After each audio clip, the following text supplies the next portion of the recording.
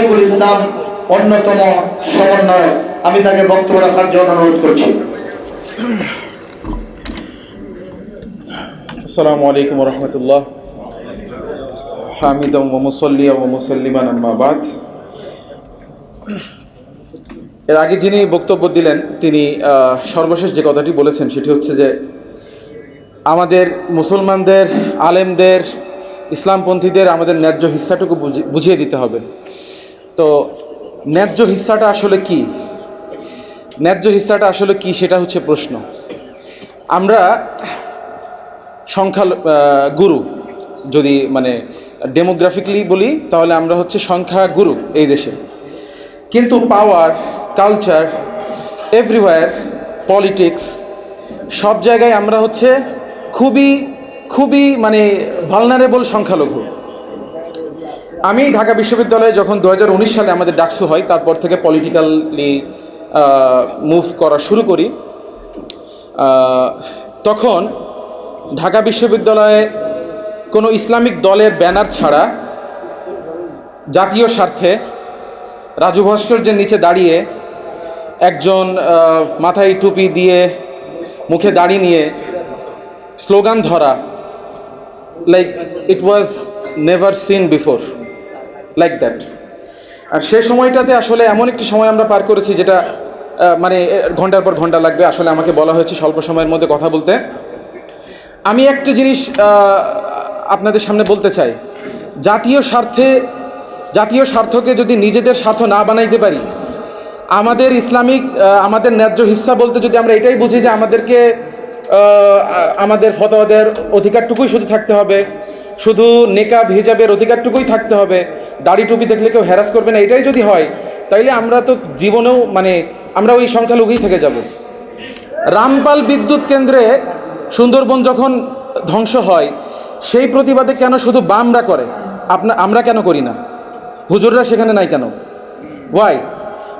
আয়না ঘরে যখন 2022 সালে, আমার ছোট ভাই হাসিব এখানে আছে, আমরা একমাত্র পলিটিক্যাল গ্রুপ ছিলাম যারা 2022 সালের 18ই আগস্ট আয়নাঘরের বিরুদ্ধে আমরা প্রোগ্রাম নামাইছিলাম। ডিজিএফআই এর রক্তচক্ষুকে উপেক্ষা করে দাড়ি টুপিওয়ালা একজন মানুষ আমি সেখানে দাঁড়িয়েছিলাম। মানে সেটা যে কি পরিমাণ মানে কি বলবো, আমাকে যে আয়নাঘরে আপনারা জানেন মায়ের ডাক যারা হচ্ছে আয়নাঘরের বিরুদ্ধে দীর্ঘদিন এই গুম হওয়া ব্যক্তিদের না কাজ করে এসেছে, মায়ের ডাকে তারা আমাকে এসে বলছেন যে আমাদের পাশে একজন হুজুর এসে দাঁড়াবেন, আমরা তো কল্পনাও করিনি। আপনি চিন্তা করেন, হুজুররা গুম হয়নি, নিখোঁজ হয়নি, সেখানে হুজুররা নাই কেন? আমি একা কেন? এটাই আপনাদের কাছে আমি বলতে চাই যে আমরা মেইন স্ট্রিম যদি হতে চাই, নিজেদেরকে মেইন স্ট্রিম সবার আগে ভাবতে হবে। আমরা এখানে আলেমরা অনেক বড় একটা প্রোগ্রাম করে, এখানে একজন সেকুলার একজন মানুষ, একজন এমপি আসলে তাকে এমনভাবে সার করে মাঝখানে বসিয়ে যে কাইন্ড অফ সেই আমরা তার হচ্ছে মানে করুণা ভিক্ষাকারী কেন? তাহলে এই যে সেন্স অফ সুপিরিয়রিটি বলবো না, আমরা সুপিরিয়র হইতে চাচ্ছি না, আমরা হচ্ছে সমান নাগরিক এবং আমরা মেইন স্ট্রিম কালচারের অংশ। বরঞ্চ আমাদের কালচারটাই হতে হবে ডমিনেন্ট কালচার। মানে আমি একটু সোশিওলজির স্টুডেন্ট হওয়াতে কিছু শব্দ চলে আসছে, আমাকে মাফ করবেন।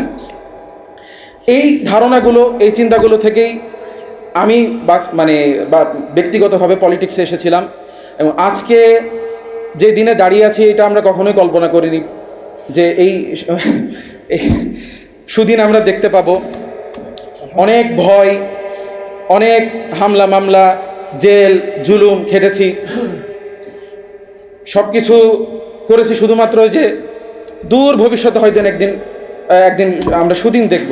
কিন্তু এমন অপ্রত্যাশিতভাবে এত স্বল্প সময়ের মধ্যে এই সুদিন আমরা দেখতে পাবো, এটা আমাদের কল্পনার বাইরে ছিল।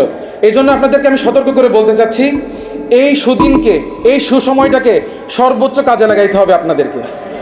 যদি কাজে না লাগান, আগামী 100 বছরেও এরকম সময় পাবেন কিনা আমার সন্দেহ আছে। সতর্কভাবে এবং এই যে আমাদের এখানে যে অনেক বুদ্ধিজীবী মানুষ আছেন, তাদেরকে সকলকে সঙ্গে নিয়ে সকলের সাথে পলিসি ডায়ালগ করে নিজেদের মাঝে ভ্রাতৃত্ব বন্ধনকে আরও সুদৃঢ় করে মানুষের কাছে এই বার্তা দেওয়া যে আমরা আপনাদেরই অংশ, আমরা আলাদা কেউ না। আলেম ওলামার স্বার্থ বলে আলাদা কোনো স্বার্থ নেই, জাতীয় স্বার্থই আলেম ওলামার স্বার্থ। বাংলাদেশের মানুষের স্বার্থ, এই দেশের ইসলামপন্থীদের স্বার্থ। এই বার্তাটুকু আপনাদের কাছে দিয়ে আমি আমার বক্তব্য শেষ করতে চাই। ওয়া আখিরু দাওয়ানা আলহামদুলিল্লাহি রাব্বিল আলামিন। আসসালামু আলাইকুম। তারিকুল ইসলাম, ধন্যবাদ তারিকুল ইসলামকে অত্যন্ত সুন্দর বক্তব্য রাখার জন্য।